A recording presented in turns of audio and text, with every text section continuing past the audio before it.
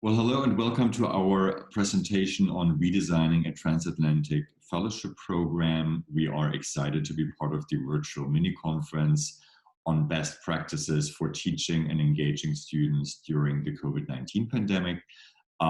Thank you to the University of Cincinnati for organizing this conference and for hosting us. My name is Peter Rosenbaum, and I am the Executive Director of the University Alliance Ruhr office in New York City, and I'm joined by my colleague. Hello, my name is Langdo Huang, and I'm the current intern of the University Alliance Ruhr. Wonderful, thank you, Long. So we want to talk a little bit about who we are and give you an example of how we turned one of our fellowship programs, an in-person fellowship program, into a virtual a certificate program. We want to tell you a bit about how we redesigned the program, what tools we used, what cultural events and academic components we added to the program, and we'll give you an idea about the outcome and what we plan with this program in the future.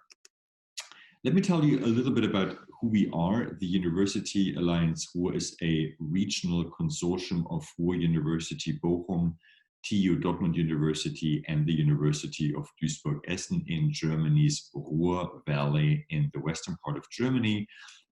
We have about 120,000 students, 1,300 professors, and 14,000 researchers. We are one of the biggest academic hubs in Germany, with 13 collaborative research centers, close to 600 degree programs, and 2 liaison offices, one in New York and one in Moscow. The fellowship program that we want to tell you a little bit about is a transatlantic 2-month program for a small group of highly talented students, all of them advanced BA, early MA students from Germany, from our 3 universities. They come from all kinds of majors and minors, so there are STEM majors, social sciences, and humanities. We, for this program, collaborate with partners, industry partners, companies, but also chambers of commerce, international organizations, and universities. The companies and international organizations in the tri-state area usually provide us with internships for our students. Traditionally, the program consists of a 2-week skills seminar and a 6-week internship. This year, we decided not to cancel the program, but postpone the internship part until next year or until students can travel again, but keep the first part and turn our 2-week skills seminar into a 3-week online certificate program that consists of a 1-week entrepreneurial boot camp and a 2-week skills seminar, and includes intercultural workshops and virtual excursions. What are the goals of our program? The first goal, of course, is to provide a group of highly talented and skilled students from the University Alliance Ruhr with the opportunity to expand their global portfolio. We use this program to strengthen and build transatlantic relations with American companies and organizations, and it actually is also a great tool to strengthen our regional regional network with companies and organizations, because many of them have branches in North America. So that helps us to also get internships for the counterpart of this program, which is the Ruhr Fellowship Program, a program that we offer to American students. So this is both a great tool to strengthen relationships in North America as well as in the Ruhr region. And last but not least, of course, we use this program, we use our talented students to promote the Ruhr area as a hub for innovation and scientific research. Long is going to tell you a little bit about how we redesigned the program this year. Exactly. So by organizing an online certificate program, we had to think about the following stuff. So first of all, we wanted to develop a virtual certificate program that is also credit bearing. We also had to ask ourselves how to motivate our students because they weren't there in person, but they will only see the program through a screen. We also wanted to organize meaningful cultural events and intercultural training. And we asked ourselves how we could achieve group engagement in an online setting and how to build team activities. So as for the tools that we use, the three major ones was, first of all, Zoom, because our seminars and our workshops were held via Zoom. We also use the feature breakout rooms from Zoom for interactions between the participants. And it is also noteworthy that all our cultural events like the New York City tour and one of the virtual museum tours were also held via Zoom. The second app we used was Slack, which is a messaging application. We use Slack to upload pictures and also group projects of the fellows. And Slack was used for group projects. The group projects were coordinated through Slack. Third, the Google Classroom. The fellows had tasks and reading materials that they had to read before the seminar started. And these tasks and reading materials were uploaded to Google Classroom. And the submissions of the fellows were then collected and distributed to the speakers. So how did the seminar and workshop unfold? We used group projects and also group tasks to encourage teamwork and for the fellows to build interpersonal relationships.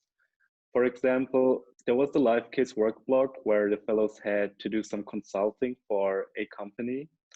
There was the Rube Goldberg machine challenge where they had to work in teams to build one of these. And there was an American themed cooking competition where everyone participated once again in teams to strengthen the team spirit.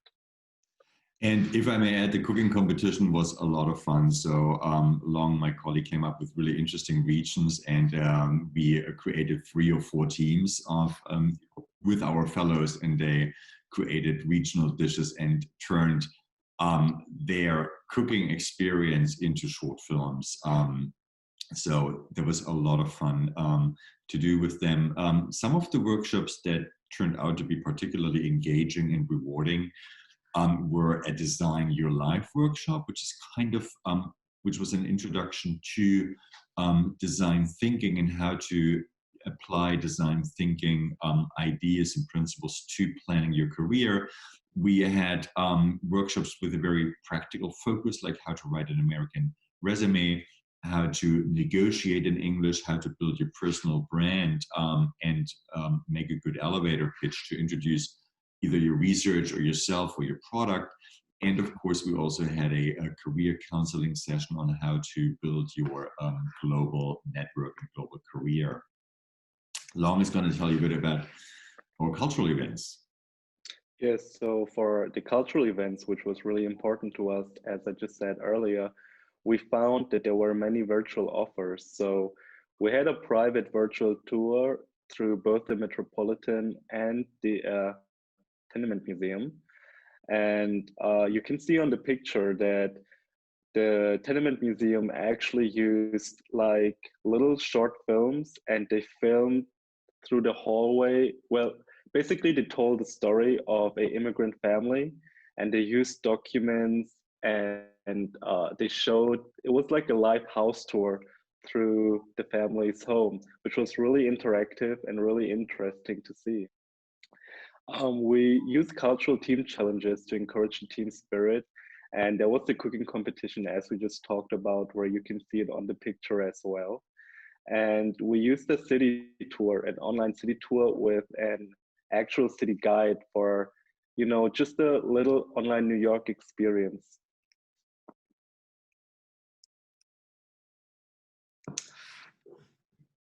Great. some of the challenges that we faced during our 3-week online program were, of course, connectivity issues. I'm sure all of you are familiar with those. There were some technical glitches. We actually had to cancel one session because of a power outage. There was a tornado over New Jersey. Those are things that happen and didn't necessarily disrupt the program severely. Time management, we noticed and we went through the feedback of our fellows that sometimes the schedule was a little bit too tight. We did not schedule for enough breaks. Our assumption before the program had been, we want to add as much as possible to really make it a rewarding experience. But we realized that actually, particularly for online programs, sometimes scheduling for more breaks and less, is more. From time to time, and depending on the topic, we noticed that there was a little bit of a kind of a sporadic lack of engagement. But again, that was very much dependent on the topic, but also on the timing. So, towards the end of a 3.5-4 hour virtual session, you do want to schedule some fun activity to bring back the attention of your participants. So as for the outcome of our online program, our fellows reported an overall really high satisfaction with the program as it was. They had a really satisfying learning experience and a great group dynamic. And even though it was an online program and they didn't meet face to face during the online program, there were still interpersonal connections made. And as you can see, our fellows and myself, we actually met at a dinner party in Essen because we wanted to meet each other in person as well. And it was a great time. So by organizing these online events, we also learned that there were not just challenges, but also a lot of advantages that we had. For example, the easy access, of course, because all that our participants needed, so the students as well as the guest speakers, was an functioning internet connection. But of course, as we just said, for the challenges, it wasn't always there. Another great advantage was the diverse panel of guest speakers. So because the guest speakers did not have to be there in person, we had much more flexibility, and it was much easier to recruit our potential guest speakers because we did not have to fly them out to New York City, but they could work from their homes and give their seminars from, the comfort of their homes.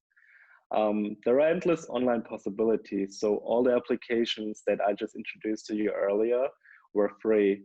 And there is a wide range of online cultural events you can choose from. And of course, it is very noteworthy that the online program we did was much more cost efficient and also sustainable. There are no flights involved. We did not have to fly them over to New York. So the carbon footprint of this program was much lower than under normal circumstances. And the software, as I said, was also free. Thank you very much, Long. So how do we go from here?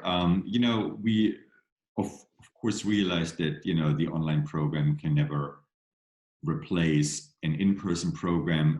We will, once travel restrictions get lifted, get small groups of our fellows over to the tri-state area to complete their internship, the internship part of the program. But what we do want to do is we want to keep an online component of what we did this year as kind of a prep course for future in-person fellowship programs, because we realized that things like writing a resume, the intercultural workshops can be done online before departure, and we can, then kind of streamline the program, the in-person program, once fellows are in New York. And we also will adapt some of the activities that we found particularly rewarding for other events that we organize, such as alumni meetings. So all in all, it was a very satisfying experience. I would encourage you to send us questions if you have any, or comments. Reach out to us. You can shoot us an email to office@uaruhr.de. Here are our contact details. Thank you very much for your attention, and I'm looking forward to hearing from you. Thank you.